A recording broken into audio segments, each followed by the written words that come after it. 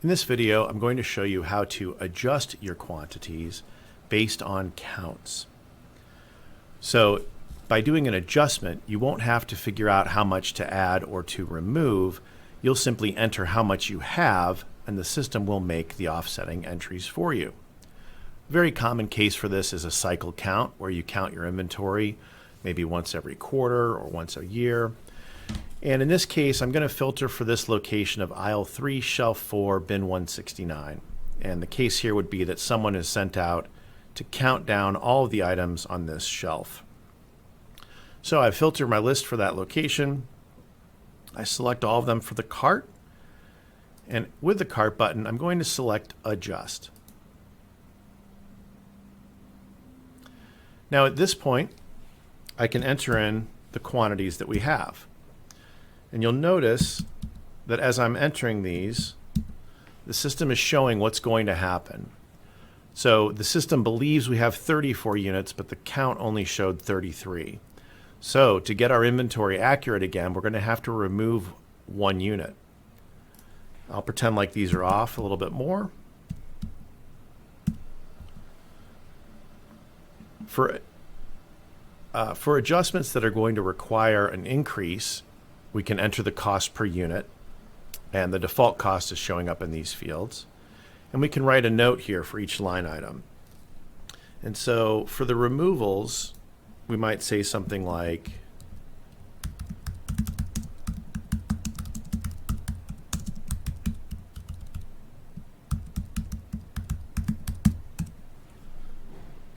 and I'm just going to copy that for each of the removals. And that will let us know when we look at the event log that the reason for this decrease was not a sale, but an adjustment based on a count, and we need to investigate why that count is off. So now that we've entered in all of our current quantities and our notes, we can proceed by clicking Proceed. Now, you'll notice there are 2 separate event detail portions of this form. The first one is for anything that gets added. Now in this case, PO number and carrier wouldn't apply because we don't know why we have more than what we expected to have. Likewise, with a removal, we won't have an invoice number or a customer because this is an adjustment based on an actual count. Now, this is a good place to have a checkbox or an option to select that this is due to an adjustment.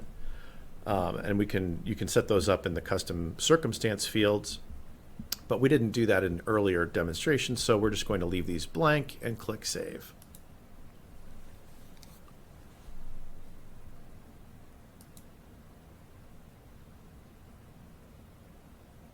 And when we return to inventory, our quantities are now at the level of what we counted. So if you'll recall, this was at 34, but now it's at 33.